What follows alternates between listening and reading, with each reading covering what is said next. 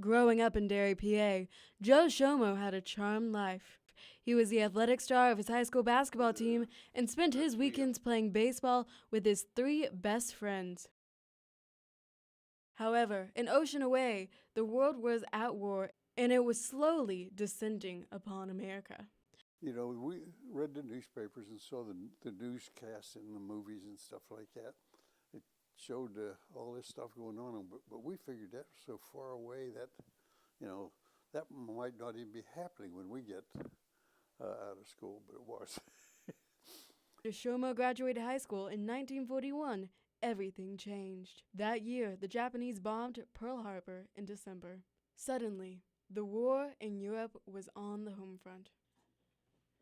This called young men to enlist in the war. My one buddy that went to the paratroopers, he was one of my buddies, you know, from the baseball teams and stuff. And then the other guy, he became a sergeant with a tank corps over in Europe. Shomo and his friend decided to wait out the draft. In 1943, Shomo was drafted in the war. Oh, I knew it was coming, and you know, it didn't bother me at all because I knew, hey, it's my time to go now. He was stationed in France and served as a radio technician in the army. While he was not on the front lines, the danger of the war was still imminent. Even when we were on the ships going over there, we knew our ship could be hit with a submarine or something at any time. And, you know, they had lifeboats and things, but, you know, everybody couldn't get in those.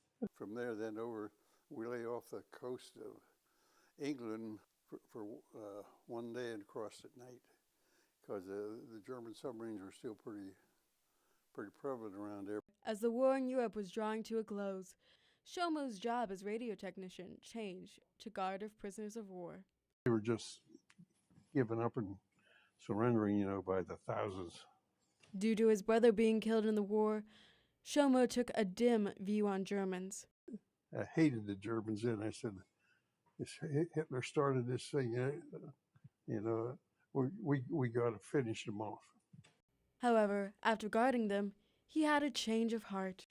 They didn't want to do a lot of things, but they had to do them because if they didn't do them, they would do them to them. Supposing we were the other way, supposing we were the prisoners, and something that our government did, you know, would they hold that against us personally as a soldier? I figured, I guess they're people the same as we are. After the U.S. forces withdrew from France, Shomo was scheduled to go to Japan to finish up the rest of his time in the army. He was afraid to head over to the Pacific stage because of the brutalities the Japanese inflicted upon American soldiers. A basketball coach from high school. He was only the basketball coach for 1 year, and then the war came, you know, and he went in, but he got caught. And the Japanese, you know, prayed him around a little bit, and then they eventually had a little ceremony where they just cut off his head.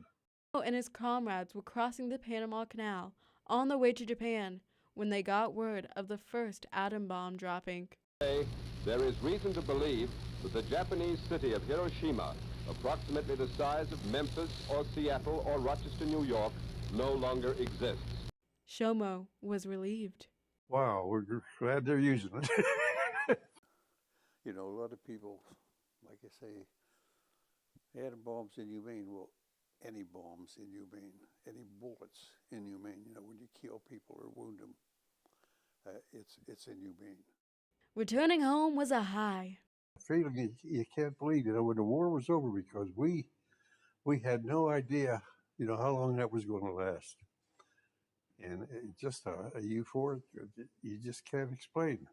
You experience it, but you can't explain it. When we pulled into New York there, you know, they had the fireboats running up and down the place there, and a bunch of girls and everything on there waving at us, and everybody blowing their horns and stuff like that. That period of euphoria was short-lived. Once Shomo returned to Derry, he learned that all 3 of his childhood friends had died in the war.